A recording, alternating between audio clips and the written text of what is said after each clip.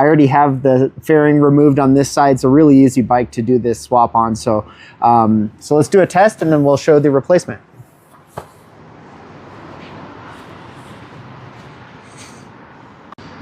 All right, so we have the front seat and the rear seat off. I've already removed the side panel and the fairing, like I said. I'll show you where the bolts go, but we're gonna leave those off for the video.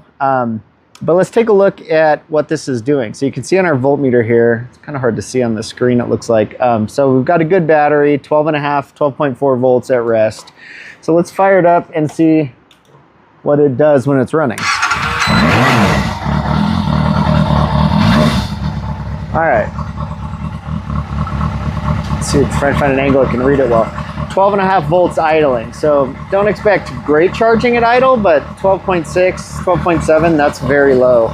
Should see about 13 at idle with a decent sized stator is in this bike.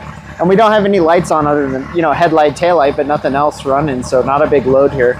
Let's rev it up and see what happens. 12.6. 12.5. There we bumped up to 13. So one sign why I think we have a faulty voltage regulator here. Typically as I'm revving the bike, the voltage is dropping. So then it'll bounce up to idle, to 13 volts or so at idle and drop again. But as I rev the motor, the voltage drops 12.4 or so. So I have already tested this. I'll show you the test on the stator and the regulator, but what this tells me is most likely the regulation circuit has failed in the voltage regulator. That's why that voltage is actually dropping. But let's go ahead and do a charging test and just to see what the components look like. Now I expected I was gonna find a bad stator and bad or bad regulator, and I didn't. Anything obvious anyways, but okay, so I've done a few things to make this easy to see the test here. I've already pulled off the fairing on the left side, pulled off the rear side fairing, and then I have routed the stator wires so they're easily accessible here. Now, super easy to get to everything once your left side is off. Your stator case is dry, there's no oil in it, very easy to deal with. Right here, and we'll zoom in on it when we remove the stator, but there's a little wire bracket here, 10mm bolt. You can remove that and lift it up to free your stator wire.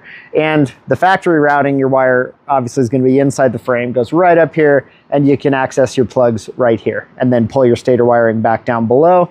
I set it up here so we could get to everything easily to show a test. So let's do that. We only have, now I have original wiring here, original stator. My connectors are crispy. None of this is helping the situation.